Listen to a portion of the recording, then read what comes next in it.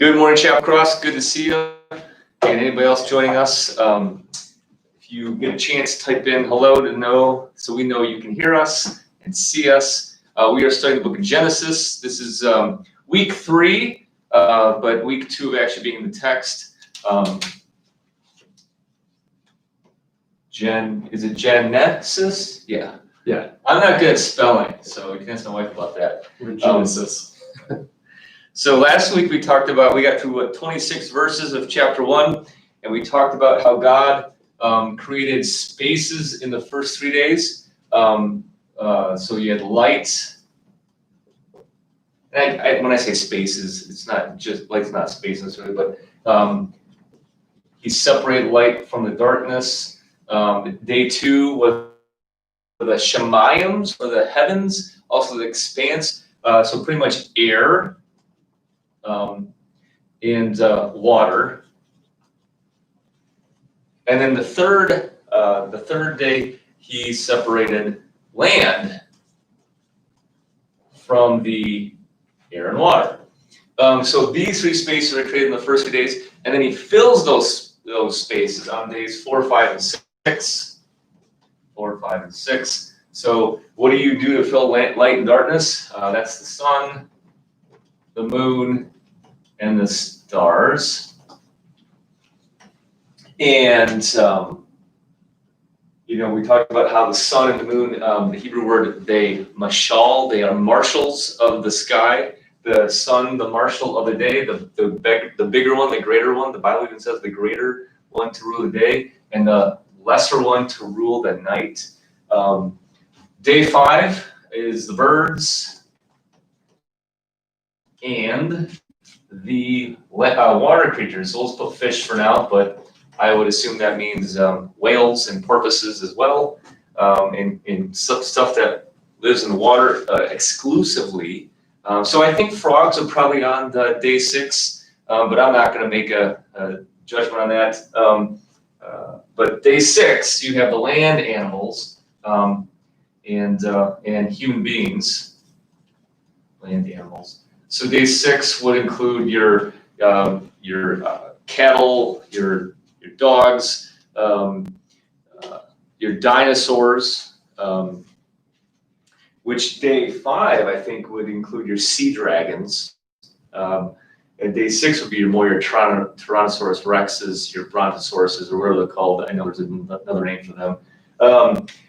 So day 6 would be your hippopotamuses, or hippopotami, your elephants, your tigers, your lions, your bears, land animals like that, but also probably insects. I'm not sure if that would go in your flying, but I would say they're more land animals. In the biblical language is creepy things, and the creeping things I think are your insects, like your locusts, your centipedes, your spiders.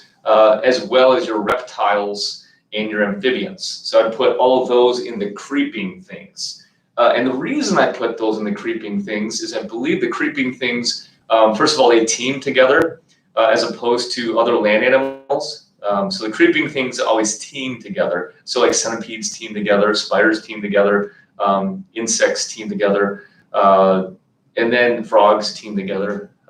The other thing is they end up being deemed unclean in Leviticus, the creepy things. And if you look at the list of the creepy things, insects, amphibians, reptiles, I believe are deemed unclean. So that's why I put them in the creepy things, the creepy crawling things. So that's what's created in day 6. We got right to the point of God creating humanity now.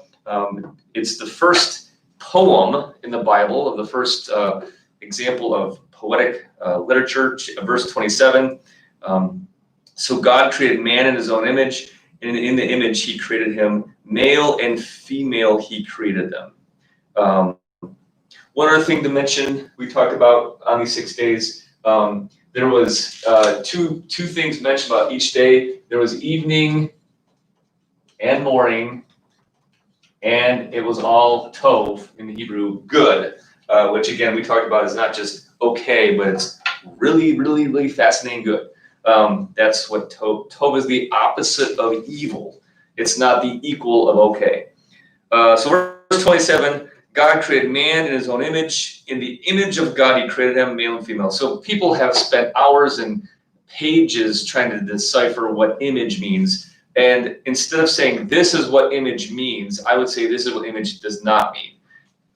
Sometimes you have to define things by what it's not when it comes to the biblical mysteries. But here's what it's not. It's not a nose and 2 eyes and 2 ears. So, and here's how we know this. God says to humans in Exodus, when he gives the 10 Commandments, you shall not make an image of God, of me, with any, he uses all creation things, humans, or animals, things that live above the earth or under the earth or in the earth or in the water. So he pretty much says anything that I created that has life, you better not make an image of God.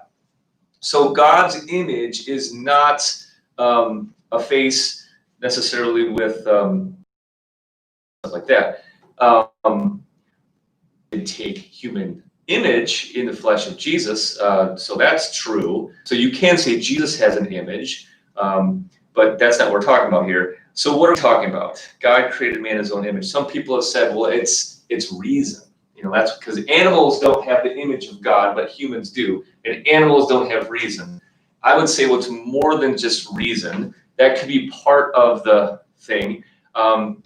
So I use the word, and I know there's a lot of people in Missouri Synod that don't like this word, but I use the word relationship because God had a distinctively different, unique, and higher relationship with Adam and Eve than the rest of the animal kingdom and any part of his creation. The creation of man and woman, Adam and Eve, was the crown of God's creation. How do we know that? Read the rest of the Bible. God ends up sending his son to redeem from destruction Adam and Eve.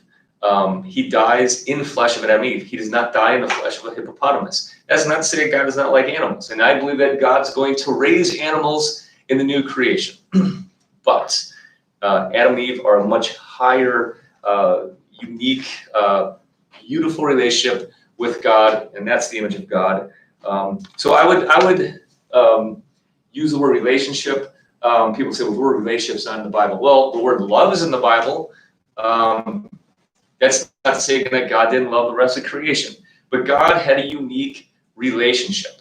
When you read, for instance, Genesis, we'll say Enoch walked with God, and the word walk is a special walk, to walk with God as opposed to just sort of walk with God. So in the Hebrew, you can walk alongside of somebody, and then you can walk with God. And to walk with God only appears, I think, 3 times in the Old Testament. One with Enoch, one with Noah, and I think Abraham.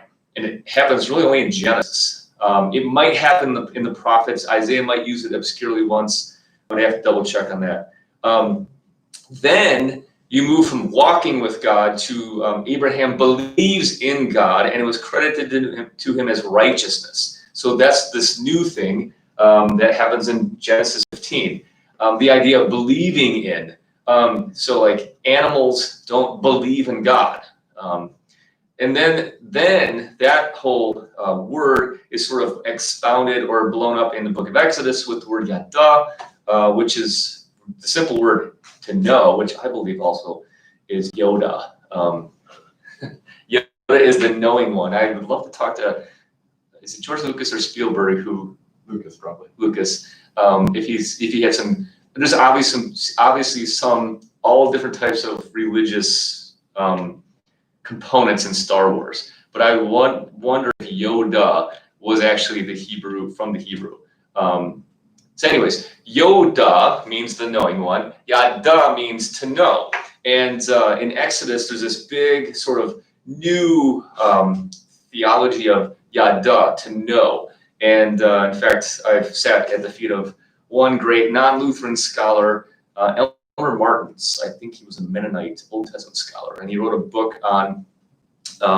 So his theory was the whole Old Testament hung on Exodus chapter 6, where it begins, I am Yahweh, and you will know that I'm Yahweh, and it sort of ends this little part of scripture, and you will know that I'm Yahweh. And so his whole thing was that from here on out, the whole rest of the story is knowing Yahweh, and not just a reason thing, not just a mental capacity to understand, but to be in relationship to. And that word actually is the word used for when a man and woman come together and procreate.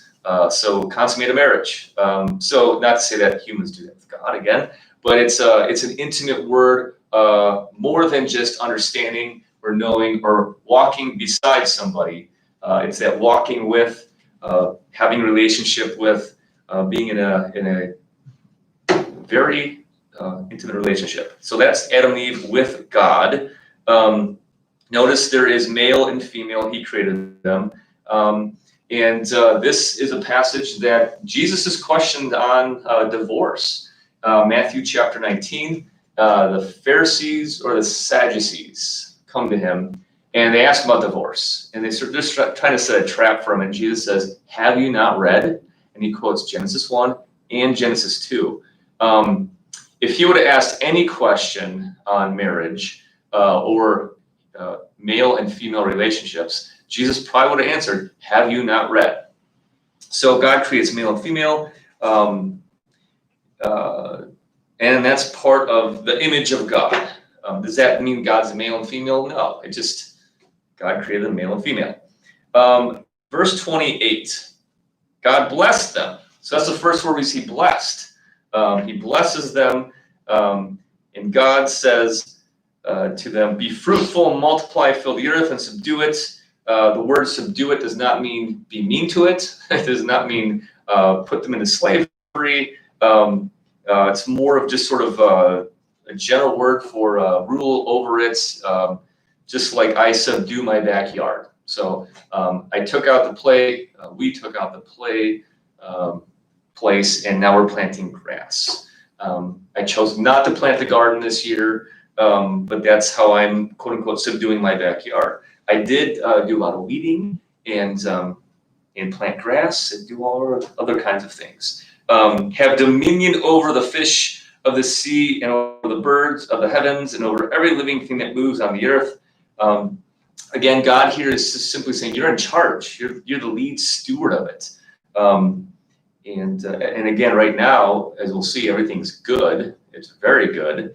And everything's working and clicking great. God says, behold, I have given you every plant yielding seed that is on the face of the earth, and every tree with seed in its fruit, you shall have them for food, and to every beast of the earth, and to every bird of the heavens, and to everything that creeps on the earth, everything that has breath of life, I have given every green plant for food.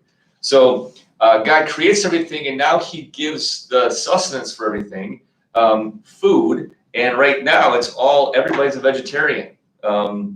The animals are vegetarians, the humans are vegetarians, and it's still very good. So if you are wondering, well, in the new creation, if they don't have steak, I don't want to go there. First of all, I don't know if we're going to have steak now. We have Beyond Meat, right? So Beyond Meat, they can create, if humans can engineer steak out of plants, who knows what we can engineer in a new creation, first of all. Second of all, Jesus is going to be the center of the new creation in all its glory, in person. For all you know, he could snap his finger and say it's hamburger night, and we all get hamburgers. But there won't be death. So it's one of those mysteries. I don't know how it's going to work out, but I'd rather be there than not. It's the glory of God, right? And so back here, the same thing is happening. It's pre-new creation. It is a new creation. Everything's clicking. God's there in person. There's food. Everybody has a perfect relationship. God is dwelling on his glory, and that's where you get the crescendo, the last verse, verse 31. And God saw everything he made, and behold, it was not just good, it was tov ma'od. It was very good. And there was evening and there was morning the sixth day. So that's how it ends with, again, the symmetry of good, good, good, good, and then very good. And evening and morning, evening and morning, evening and morning, evening and morning. this beautiful symmetry in the language. So that's how chapter 1 ends. And again, if you look at other creation narratives, the Near Eastern Ancient, Near Eastern Ancient, whatever, Ancient Near Eastern, there you go, ANE, Ancient Near Eastern Studies. And they'll look at Babylonian and Egyptian. Egyptian is sort of on its own category, but Babylonian, Assyrian, Akkadian, all those different creation stories, you don't have anything like this story. You don't have the symmetry, you don't have the cohesiveness of language. It's very disjointed. It's very dark. Usually the gods create out of chaos, out of not love. There's no order, and there's no rhyme or reason except God is creating in lewd ways. Their gods are creating in lewd ways to create sex slaves or slaves to build and bring them food. That's not the picture. This is this beautiful picture of this beautiful God creating a beautiful creation, all to love each other in this beautiful harmony. And then we get to the chapter 2,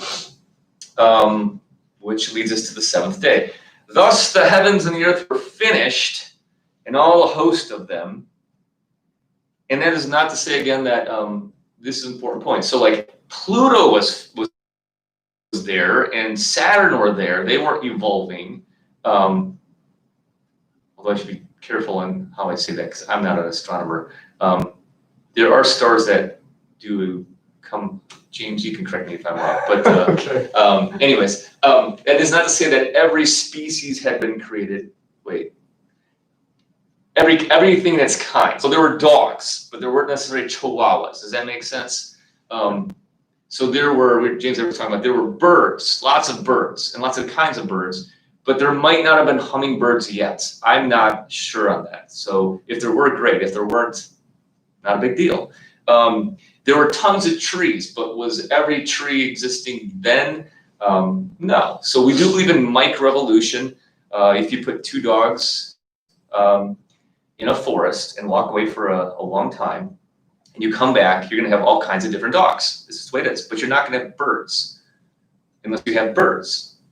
And you walk away, you have all kinds of birds. So that's what God does. God creates all the kinds of animals and the kinds of vegetation. And he doesn't walk away. He's still there. And it's all good.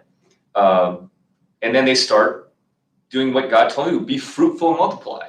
And so chapter 2 begins as the heavens and the earth were finished, and all the host of them. And on the 7th day, God finished his work that he had done, and he rested on the 7th day from all his work that he had done.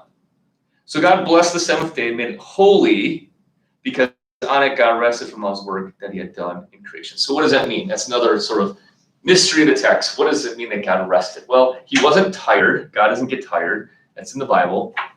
God rested, meaning he didn't do new work. That's number 1. So like he had created everything that the planets and the universe needed. Now microevolution does take over. Animals are fruitful and multiply. Trees are fruitful and multiply, and you get more of them. He also provided everything that life needed to be sustained. So you have sunlight. He had the tides, because the moon, and it's working with the earth. So we had all the things that were needed, oxygen, nitrogen, that were needed for where we are today. So that work was done. And he enjoyed his creation. He rested from creating new things, and he spent time with it. Did they have a worship service? Probably. I think they did. And I bet you God was the priest or the pastor. And God himself was there. And I could imagine God sitting down and saying, Adam, let me talk to you. And Eve, let me talk to you and tell you about the first day and the second day. And it was probably a glorious thing. A bunch of hippos gathered around, and the giraffes and the sheep. There were, I don't know, the bears. And they just had a beautiful creation gathering church service with God leading it. And the angels were probably there. You sort of get this picture, if you've read the Chronicles of Narnia, The first book was The Lion, the Witch, and the Wardrobe that was written. But then C.S. Lewis wrote a prequel called The Magician's Nephew. And in that book, the lion, Aslan, sort of roars, opens his mouth and roars, and creation starts evolving, being created, and it sort of all happens. I could see, God sort of bringing all the creation together on this very good day of rest, where he doesn't have to create another planet, doesn't have to create another tree, doesn't have to create more water, and he just sits them down and says, love each other. Okay, I could imagine, this is not in the Bible, but I can imagine the first sermon ever preached was on the seventh day by God himself, and the sermon is probably a lot like John chapter 15, except the idea that there was sin. So the idea of I have loved you, now go love each other, love each other as I have loved you. Go bear fruit. Jesus uses that sermon. The whole I am the vine, you are the branches. I can see God saying, I am God, you're the creation. Go be fruitful, multiply. Go bear much fruit. I've created you to be abundant in fruit.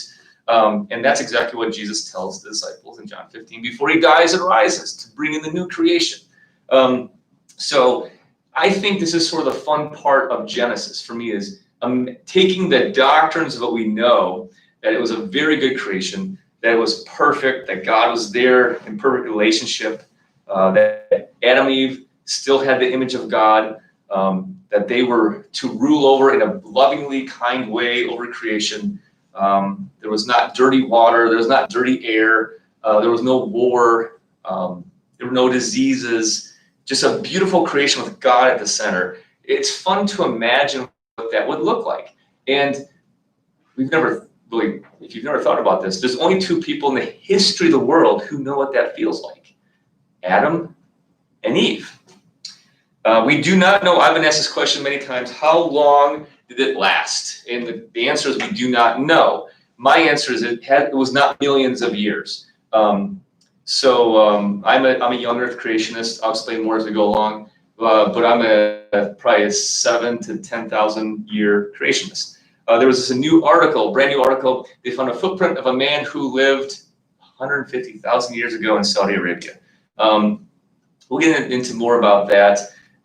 First of all, if you read the article, it says they think, so there's no fact that somebody actually lived 150,000 years ago. But I will just say this: most people, if you look at the dating of the Earth, first of all, Christians got to be careful. Just as this science article, quote unquote science article, says somebody lived for sure 150,000 years ago, Christians pick up articles and say, we know for sure that we found the chariots of Egypt in the Red Sea, and those articles are also a lot of times bogus. So be careful, Christians, in sort of picking up stuff and running with it. Now, there is a lot of archaeological fact that we can point to, but the chariots in the Red Sea, not. That's not to say that there aren't or weren't chariots in the Red Sea. It's just we haven't found them.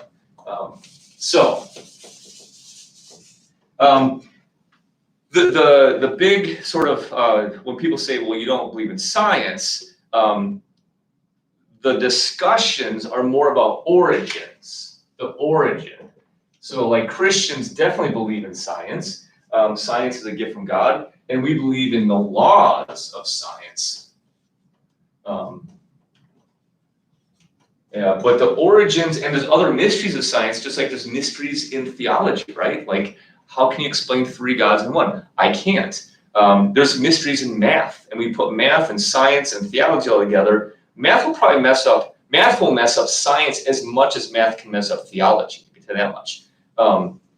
But this thing, origins, is a mystery to both theologians, theology, and science. So there is no fact of origins. Here's where sort of the discussion, there's a debate, or you get into your point of view. So like, let's take Newton versus Einstein. Newton believed that this is a solid thing. Because why? Because of his experience. There's no space in between the wood. And Newton was right from his perspective, right? It is solid. Einstein comes along later and says, it's not solid. I don't care if it feels solid, it's not. There are many holes within here you just can't see. And Einstein is right too. And so Dr. Welz, one of my mentors, he also often wrote about Newtonian versus Einsteinian perspectives, and both can be right. Now, in terms of origins, nobody knows for sure a fact of origin of how old the Earth is. I'm a young Earth creationist for a number of reasons, but let me say this. The reasons why scientists would say that there is millions or billions of years, they would point to a few things. One, fossils, the dating of fossils. Second, rock layers. So they date, rock layers with their instruments. And the third big one that I've talked to scientists or engineers on that they can't get past is the speed of light. So light. Now, I agree with the measuring the speed of light. And if you were to extrapolate that to the whenever creation started, you would have a lot of years, more than what I'm saying. But what I would say is no scientist was there while the speed of light doesn't fit into a young Earth creation time. God does with the speed of light. So God says, boom, let there be light. He created light first. God can create something that is mature, is guess what I'm saying. When you walked into the Garden of Eden on day 6 and you see Adam, if a scientist or a doctor walked in and said, Adam, come over here, I have to give you a physical. Adam would not have been an embryo. He would not have been a year old. He probably would have been 16 to 20 years old if you looked at him. Same with Eve. The hippopotami would have been grown, mature hippopotami. There could have been redwood oaks in the creation, and those take hundreds of years to form or to grow. So God created, first of all, a mature creation. The planets were already there when he created them. The dirt, the rocks were already there. So that's one thing, is God creates a mature creation. Second, the technology to date rock layers, fossils, or human footprints that are fossilized, once you get past a certain amount of years, it's all theory. So there have been studies where fossils have been in the 50, you have to look up for yourself, but 59 million years, and I think one was 51 million years. Same fossil, that's an 8 million year difference. So it's not a factual science, if you will. Now, if you want to believe that it's that old, that's fine. I don't. And the other part is, so fossils, for instance, we know that fossils and rocks actually can be created. The dating can be thrown off by how they're created. So how are fossils created? With lots of living animal being crushed pretty much with an avalanche, water, or lava, volcanic activity. So in my lifetime alone, I remember in 1980 or 81, you had Mount St. Helens blow up. They found rocks that have been created since that, so they are 39 years old, and if you put this science technology to a rock at Mount St. Helens, it will measure in the hundreds of thousands or millions of years. We know it's not that old because it's been formed in my lifetime. I'm not to suggest that all scientific measuring is wrong, but again, it's not an objective, factual thing. Now, I'm not a scientist, so I don't have a scientist here to throw back against these things. So at the same time, there is logic, a logical other side of the coin, if you will, for a biblical young earth creation. So God created, first of all, a mature creation, and second of all, these fossils and rock layers happened over extreme pressure and extraordinary circumstances like a global flood, which we're going to get to. And volcanic avalanche activity. Again, the speed of light, I believe the speed of light is the speed of light. But I believe that God can just say, let there be lights, and it can happen. So it comes down to this. In terms of creation, the biblical worldview, you have a God. And in the macroevolution, not microevolution, we believe in microevolution, we believe in natural selection. That's all observable science. But in the macroevolution story, instead of God, you replace it with Father Time or Mother Time. And as we see the next section, when we get to chapter 3 and 4, you have to add more than time, you have to add depth in order to get macro evolution. And that for me is probably the biggest problem with trying to take these stories and combine them. It's not the time thing as much as the death thing, but we'll get to that later. So at the end of this portion of the text, and we gotta finish up, we're at 31 minutes. God blesses the seventh day. So God blesses Adam and Eve first. Now he blesses the day, the seventh day. He rests. It's now holy. And people these are biblical people, they say, holy means set apart. Well, yeah, but it means more than set apart. So if God just took the marker and put it over here, that's not making it holy. When we say set apart, he is doing something to make it holy. So in Levitical days, there's blood being shed. Here, no blood has to be shed. But what God does is he does set the seventh day apart, if you will. He honors it in a special way with his presence. And I would say what makes it holy is his blessing. He blesses it. When God blesses it, he makes it holy. So sort of like when God blesses you in your baptism, he makes you holy. When you come to church, it's important to come to church. Or watch it during a pandemic from where you can. When God's word comes to you and blesses you, he makes you holy. And it'd be very interesting to track now this word, holy versus blessing, in Genesis, and especially when you get to Exodus, Leviticus. Finally, verse 4, these are the generations of the heavens and the earth when they were created. So the word generations, the book of Genesis is structured with 10 of these words, generations. In Hebrew, it's called Toledoth, the word Toledoth, 10 Toledoths. Here's the first Toledoth. And whenever you see the word Toledoth, the next line, here it's heavens and earth, the story will be about the offspring of whatever's mentioned. So the heavens and the earth have offspring. What is it? It's man. Again, that's not a macroevolution comment. God did create humans out of the earth, if you will, from the dust of the ground. But it's interesting that the heavens and the earth are the first generation. They have God creates from the heaven and the earth. So we'll just end there for now. We'll pick up. We're going to do chapter 2 very, very quickly and get more to chapter 3 next week, Thursday. So thanks for joining. Have a great day. God's blessings. All right. So there was one question.